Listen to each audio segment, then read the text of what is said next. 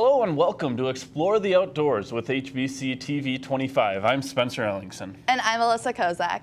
Here in southeastern Minnesota, we are fortunate to live in an outdoor environment unmatched in this world.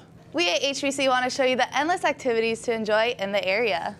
On this week's episode, we head out to the country to meet up with Matt and Archer Semling to learn about how hunters fill their time after the hunting season with shed hunting. We also decided to change things up a little and try out a sport that started outdoors and is still occasionally played outdoors, but is now largely played inside. During this year's Olympics, you probably saw the intriguing sport of curling. We sat down with expert curler Tom Kiefer from the Centerville Curling Club and learned all about the sport. We will be right back after this quick break. This is Explore the Outdoors on HBC TV 25. The Centerville Curling Club is open to the public at specific times and dates. Please contact us for more information. Curling is fun for the whole family. For information on Learn to Curl experiences, group curling events, or joining a curling league, check us out at centervillecurlingclub.com or on Facebook at Centerville Curling Club. Hi, I'm Sean Van Gundy, Broadband Installation Manager for HBC. I have been volunteering for the St. Charles Boosters Club for 6 years now. I enjoy volunteering because I love the sport of wrestling, and I love the passion and excitement of the kids. Youth programs like the Booster Club provide valuable skill sets that will benefit all kids that participate. Not only do we work here, we live here, and helping build our community is important to us because HBC is people in your community. Sunshine Refuse is your locally owned and operated choice for trash removal in the Winona and surrounding communities. Owner Tony Buckland built Sunshine Refuse on service, and he and his crew put the needs of their customers first, as your satisfaction is their #1 priority, and you can see it in their work. Put a little sunshine in your day. Call Sunshine Refuse at 507-452-5107 and start your service today. You'll be happy that you did. We're here at the Centerville Curling Club with Tom Kiefer, one of the board of directors here at the club and also the head of Thursday Night Curling League. We're going to find a little bit about who Tom is here and then a little bit about curling and what's unique about curling in this area. So Tom, why don't you start off a little bit about what where you're from and how you got into curling? Great. I started curling kind of late for today's terms. It was just as a college student. I actually took it as a Phi Ed class, and then right after college, a good friend of mine got me started. I was I grew up in the northern Minnesota where it was a very popular sport, even back in the 1970s and 80s. But as curling expanded, the Twin Cities has become a real hotbed, and I was working in the Twin Cities prior to coming to Winona, and so I actually started curling there. And so it's been part of my life and part of my winters for 32 years. Okay, what's your maybe favorite part about curling and doing the sport? Without a doubt, curling attracted me and has kept me because it is one of the few adult team sports available. In all sports that I played as a youth, being a part of a team was as important to me as being a good athlete. So when I started curling and realized that all 4 members of a team have to work in unison to be a good team, that really was what attracted me and kept me trying to get better and do my role. So as opposed to some other sports where you form a team and don't really play like one, this is a sport you have to be a team to win. Okay, well, let's talk a little bit about curling here. It's really not a game that you can explain in a couple minutes, so we'll try to maybe just dumb it down for people like me who just don't understand the sport at all. I know I've been watching, I watched the Olympics, and I start to think I understand the sport, and then all of a sudden they throw in something like a power play or, just something intense. So why don't you just kind of explain what curling is? Sure. The first reason why it's confusing is it was developed in Scotland. So a lot like golf, Well, there you go. It has elements to it that you'll just never be good at. So you try and try and try. And the fact that curling is on ice also means that conditions change. So as you are playing from hour to hour, night to night, the conditions change. And so it makes it exciting, but it also makes it confusing. So the game is really a simple game in that there are targets on each end of the ice, and they're roughly about 130 feet apart. And you have to slide a 42-pound granite stone down the ice and have it stop closest to the target. So each team is trying to position their stones to get to the closest spot. Now there are different colors on the rings, and we'll see that in a bit, but the reality is, as you look at the way the end develops, it's really the team that tries to get something in close and then cover it up that is going to be the team that usually scores.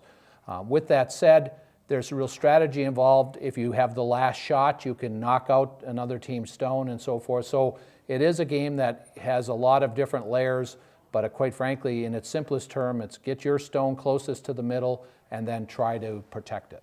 Okay, well, why don't you explain some of the equipment? You talk about a stone, you got, I think they're called the brushes, and then you got some fancy shoes or shoe bottoms that you put on as well. Sure. Well, curling has evolved just like every sport. It started out outdoors. Matter of fact, Winona had a curling club around the turn of the 18th century, 1900s, where they just curled out on the Mississippi River and they just wore boots and had straw brooms and so forth.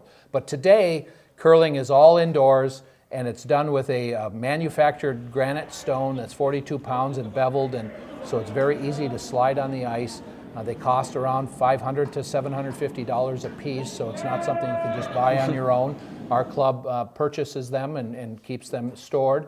The shoes you wear can be as simple as tennis shoes, clean tennis shoes that you put a Teflon slider underneath one of them, and we'll demonstrate why when we're practicing. But the reality is the brush has evolved, the shoes have evolved, but really it's all about having equipment that can impact the ice. So when you're sweeping, your intention is to create friction. So when the ice is frozen, it has a certain level of friction, and by rubbing it with a brush, you can warm it up slightly, and that allows the rock to pass through it and with less friction, allowing it to go further and straighter. It doesn't speed up, but it can go further. So it is a little bit of science, but it is also just the reality that different surfaces create. So the pads that we use now are a lot different than the old days when they had straw brooms or hairbrush brooms. The pads create that friction without making a mess on the ice, and that's really why we use them.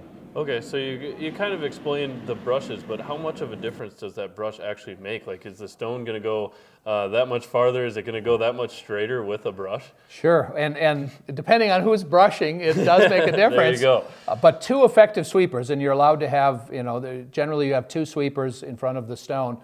Two effective sweepers can drag a stone 12 to 15 feet further than it would otherwise go. So when you're talking about a distance of about 130 feet, that 12 to 15 feet is about 10%.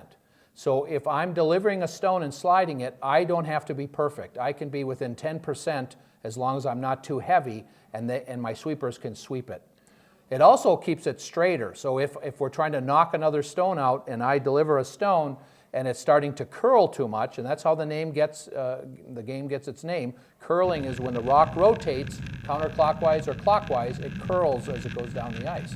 So sweepers can keep it straighter, and in that case, they can keep it a foot or 2 feet straighter than it otherwise would be. So it's very effective, but sometimes subtle. Okay, why don't you explain the different styles of games that you can be played? You watch the Olympics and you see sometimes there's stones set in place already. Yeah. Sometimes there's everyone's throwing stones. Sometimes you throw 6, sometimes you throw 8. Why don't you explain kind of where we are at with that? Yep, the traditional game is 8 stones per team, so 16 per game, and you alternate each end, each of you throwing 1 stone at a time. So a team of 4, each team member gets to deliver 2 stones, and so my team would start, your team would follow, and we just keep going till we run out of stones, and then we'd be on the other end of the ice, and we'd come back and play the other direction. That's why there's targets on both ends. But with some of the modern games, and so traditional games is what happens 90-some% of the time. And teams are formed with juniors, with men's, with women, with mixed teams, 2 and 2. Most curling now has gone to open, where you can put any combination of men and women. It's really a game that men and women can play equally. It's not, there's a little bit of advantage if you're more physically fit, but whether that's male or female. The mixed double that you're talking about, where they already set some stones out, is really a game that was created in the last few years, and it was designed around a quicker, shorter game with more scoring, more excitement, and the Olympics got excited about it because they could play it and fit it into the 2-week schedule. They couldn't fit a third curling event into a 2-week schedule in one facility. So they liked this mixed double thing, and quite frankly, most people that have curled for years are still trying to learn all the nuances of that game. Yeah, it seems like there's more, I don't want to say more technique, but it seems like it's just a different type of game because you have that set stones already. Right, and it forces there to be, because where they put the stones, they forces the game to be a lot more aggressive. So curling can be very aggressive, where you have a big strategy is to get as many stones in play as you can, or you can play very conservative and just knock a bunch of stones out. Well, with that game, you really have to play aggressive. And so the teams that are good at that mixed doubles, and our team from Madison, Wisconsin, did not do too well. They are young. They're a brother-sister team. They actually curl in the same league as my youngest son. So they are a very good group of curlers. They just didn't have the best tournament. Now they're, as they started playing with their own men's and women's team, their game got better. So. Okay, so I've heard on TV a lot of curling lingo. You may hear the word hammer. I know I've heard power play. Explain some of the basic lingo that goes into curling. Sure. The words you'll always hear are hurry and hard. When you want people to sweep, Yep. You'll see some person at the end of the sheet screaming out the top of their lungs, hurry and hard, or sweep. That's to get the sweepers to go, and then they'll yell whoa right when you get started because they realize they don't need as much sweeping. So that's always in every game. The hammer is named for the last shot of the end. So Okay. if my team scores, we have to go first the next end or inning. They're called ends, not innings, like in a baseball game. So your team, if we were playing each other, would have the hammer. They would get the last shot. And why you call it that is after that stone is delivered, you can't affect the game anymore. So that one stone can change the scoring of the end more than any stone. So you can knock my stone out, you could come around and score around my stone. So the hammer is what you want to have. So you actually flip a coin or do a little contest to see who gets it to start the game, because it is a big advantage. Okay, so how do you win? It's a pretty basic question, Sure. but I'm sure there's a lot that goes into winning. I mean, I've seen you have 8 ends, I believe, in a game, and so how do you end up winning? Right. So it's raw score. So competitive curling still plays 10 ends. League curling curls 8. Mixed curling, mixed doubles curls 8. It's just a little quicker game, gets done in under 2 hours. The scoring, everyone thinks because there's different colors of rings that there's different points awarded. The coloring that's painted onto the ice is really just so you can visually tell who's closer. And if they didn't have those color striping, it'd be hard to see who's closer and whether you should be knocking them out or not. So it's really who's closest to the center of the center of the circle. And so as many rocks as my team has closer to that center than my opponent, I get that many points. So I have 8 stones. If all 8 of mine get inside of the house, and that's the outside edge of the circles, inside of that is called the house. Why we call it house, I don't know, but it's been that way forever. If you have to be touching the circles to score, and then you get as many points as you have closer than your opponent. If other people may have played bocce ball. When you throw a bocce ball, if you're not the closest to the little piccolina, then you don't score. But if you have 2 closest, you get 2. Okay. So in curling, we want to get as many closest to the circle. But again, if your team has the hammer, you might come down and knock us out, and all of a sudden you're sitting 2 or 3. So a good end in curling is 3 or 4 points. Most ends are 1 or 2 because there's so many rocks in play by each team. Okay, well, let's talk a little bit about the area. We're here at Centerville Curling Club with Tom Kiefer. Why don't you explain what's maybe unique about this place, what's unique about the area, what's unique about Wisconsin, maybe Minnesota, and curling? Great. Yeah, curling is definitely a northern and a northern Midwest sport. Curling in Well, you Wisconsin. need ice. Well, exactly. and like I said, it grew without doors. So now you can curl and currently, there are probably 36 states that have curling now, which is a phenomenon because of things like the Olympics and the TV coverage. But really, in the Midwest, we've been curling forever. And so in Centerville, we've been blessed to have this current facility in place since 1996. But curling really goes back in Centerville to 1947. And they started curling outdoors and then had a different, smaller club just about a half a mile from here. But this facility has been a great way to attract and retain curlers. It's a community center, it has a kitchen, it has a club room, so it really does have a lot of the amenities that a bigger community would have in a small community. We draw from Winona, from Arcadia, from Galesville, from La Crosse, really from the whole region for curling here. Wisconsin probably has about 26 or 28 curling clubs. Minnesota has a similar number, probably 30 some. But no other state in the country has anywhere near that many curling clubs. So it is unique to this area, and like you said, it's a winter sport. If we don't do things in the wintertime, we're going to get stir crazy, and I think that's kind of why this whole show came about. Absolutely. So. Let's talk a little bit about the Olympics. That just happened. We got to see the awesome the awesome brother-sister duo from Wisconsin. The one guy had the cool mustache. Well, what does the Olympics draw a bigger crowd to curling? Is that kind of where your main source of interest is peaked? No doubt about it. Prior to the Olympics, curling being a sport in the Olympics, there was about 30,000 curlers in the U.S. Now there's probably about 90,000. So it's tripled our memberships throughout the country. Like I said, now we're curling in 30-some states. That's all because of the Olympics. People see it on TV. It's fascinating to them. And so they try it out. And we're hoping that happens yet this year. Come on down to the curling club, or we start our leagues again in the fall. We always are looking for new people.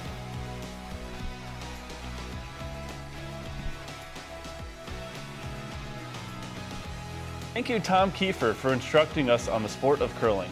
Well, Alyssa, I think we have a lot to learn in the sport. Yeah, that sport is definitely hard, but the professionals make it look easy. When we return, we will head back outside to shed hunt.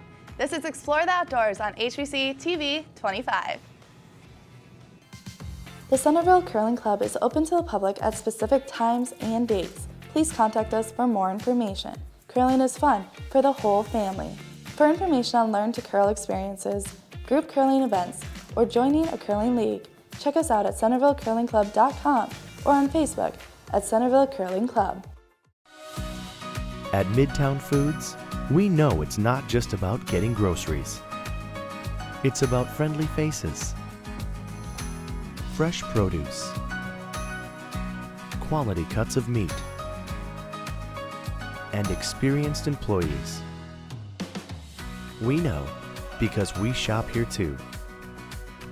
Midtown Foods, Winona's largest locally owned grocery store, downtown Winona. Hi, I'm Tom Dwelly. I'm the sales manager of HBC. I've been a Rotary Club member for over 10 years, and it's with the support of companies like HBC that our Rotary Club is able to get involved with Rotary's International Student Exchange Program. Rotary's motto is service above self, which fits well with HBC's community support. Not only do we work here, we live here. And building our community is important to us because HBC is people in your community. Hello and welcome. We're here out at Matt Semling and Archer's house out in the boondocks of Houston, Minnesota. And we're going to do a little shed hunting later today, and we'll let Matt explain kind of what that is here in a little bit. But Matt, let's start out with a little bit about you, where you're from, and how you kind of got into the whole hunting. Sure. Yeah, so originally I was born and raised in the Twin Cities. Like a lot of people in this area that are here for the deer hunting. Came to Winona State in 1996 and really fell in love with the sport of bow hunting, shed hunting, and anything really related to the outdoors at about that time. And 20 years later, here we are, still in Houston County. Okay, and so you didn't really grow up hunting or being outdoors much? So you picked it up in college? I did. So I spent a fair amount of time, but it was usually traveling to this area where my grandpa was from, and mainly gun hunting. Right, so we had about 7 days out of the year versus 4 months out of the year for archery. About 7 days out of the year for gun season, and that's really what our hunting consisted of. So that has changed. That has now it's 365 days a year, and we live it and breathe it. Awesome. So why don't you explain a little bit about, well, let's start out with hunting, kind of what your favorite aspects of hunting are. Sure. And that's really changed over the last handful of years. Up until a couple of years ago, really what I enjoyed about the outdoors was just being out there by yourself. Now that I have a son who's 8, who actually lives and breathes it very similar to we spend every day that we possibly can in a tree stand or in a turkey blind or as you'll see today, out shed hunting. Awesome. Well, let's talk a little bit about shed hunting. People are probably asking why we have these antlers in their hands, and I have the smallest one, but I think that probably fits me. That's probably what I'll, if I get out hunting next year, this is probably the size I'll be looking at. But why don't you explain what shed hunting is? Sure. So typically right around the Christmas time, late December, early January, the deer will start losing their antlers. As I was telling you guys earlier, we still have at least half of our bucks that are still holding their antlers here. So it's really probably about that halfway through the season of when they drop. They'll drop anywhere from late December to really getting into early April when the deer start growing their antlers again. Sometimes the deer will hold their antlers until the new ones start popping. So there's about a 4-month time frame when we really keep an eye on our deer through cameras of when they start dropping. Okay, so what's the idea behind shed hunting? Are you collecting it just so that we can hang them on the wall? Are there uses out of these? I think all of the above. For us who, the people who really enjoy watching our deer grow from age 6 months all the way up to 4 or 5, when they really get on our hit list to harvest. We get an opportunity this time of year to find out which bucks actually made it through. And at that point, that's when we start collecting our data and start taking inventory for what bucks made it through. Okay, and so I'm assuming you have kind of the same bucks year in and year out, and you're trying to find, or I guess, what is your data telling you for the next year? So really, as of about 2 years ago, we really kind of went from, waiting until the bucks were 3.5 now to 4.5 or 5.5 before we harvest them. So we get that opportunity to watch them grow when we start looking at these horns and get them in our hands.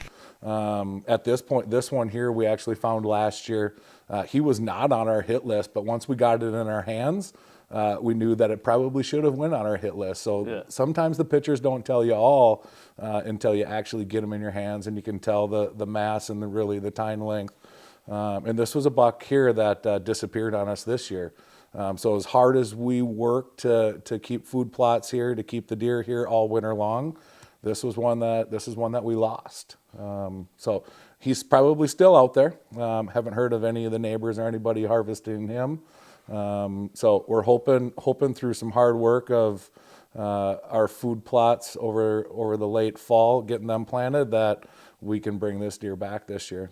Okay, so I'm assuming a deer this small isn't on the hit list yet. Yeah, so that's that is a legal deer in Minnesota. It's got the 4 points on one side. It's hard to tell on that one whether that's a really good 1 or 2-year-old with just bad genetics, or it's hard to tell until they get to that year 3 or 4 to really where they're going to blow up. Okay, so what age are you starting to look for actually hunting? So really at this point on this farm here that we're at in Money Creek, our goal is not to harvest any bucks younger than 4.5 years old. Okay. Now it starts making it awful hard. As you'll see today, out shed hunting, the majority of the bucks that we'll probably be finding are 3.5-year-old deer. Okay. Once they get to that 4.5 or 5.5, the reason that they've grown that old is because they're smart, and they don't spend a lot of time in our food plots, and they stick to their bedding areas pretty tight. So we won't be going through any bedding areas today, mainly just because the bucks there's still a lot of bucks that are holding. The last thing we want to do is go into our bedding areas and jump them off to a neighbor property where they're going to shed their horns over there. Okay, what is the average lifespan of a deer then? We have one that survived 8.5 years back in 2007 or 8. That does not happen very often. A 4.5 or 5.5-year-old deer is about as old as we see. There are some that make it longer, right? Some that are maybe a little bit less aggressive during the rut and have the ability to keep their weight up and survive through the winter with enough food. But we have tough winters around here.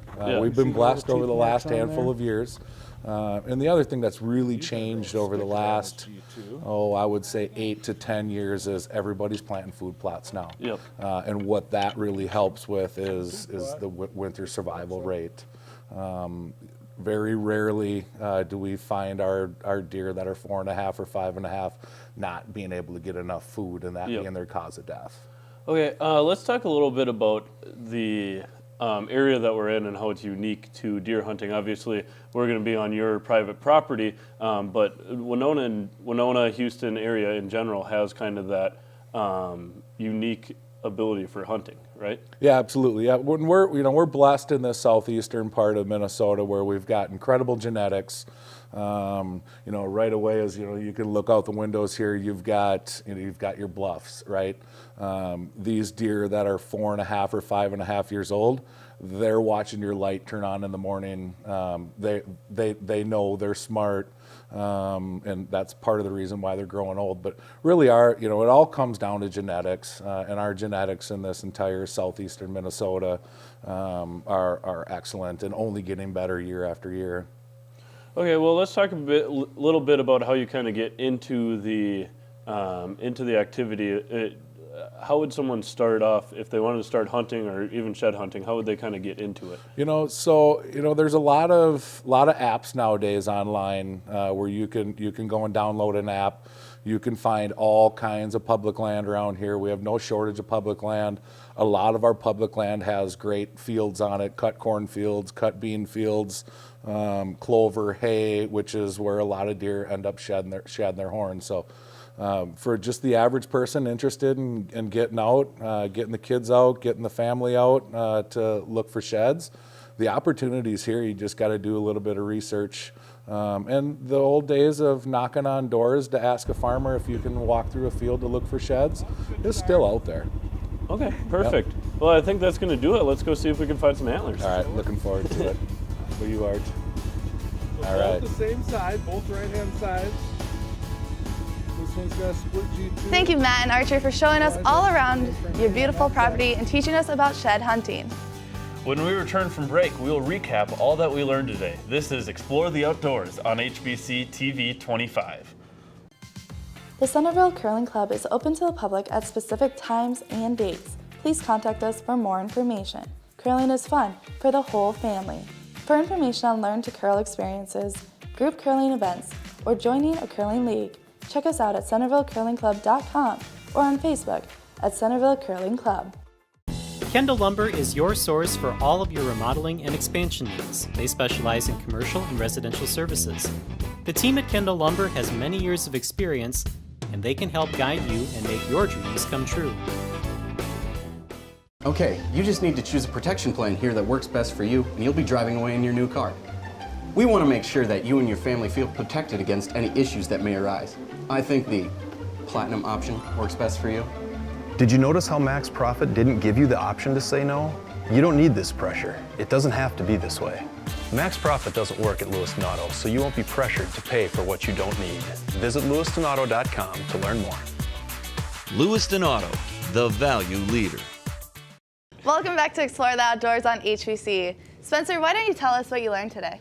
Yeah, well, I learned that curling is just an exciting sport, and I'm super excited to go out and get better. I think I'm ready to focus all my time and energy into becoming an Olympic curling. On the other hand, though, shed hunting was so fun, I'd almost want to go out and buy a giant property in the country and start focusing all my time into hunting and shed hunting. How about you, Alyssa? You know, shed hunting was something I could definitely get into, and hunting in general, but curling, I want to start a team, even though I wasn't the best at it. I'm getting used to it, so if anybody's out there watching in the Winona area and you want to start a team, come my way.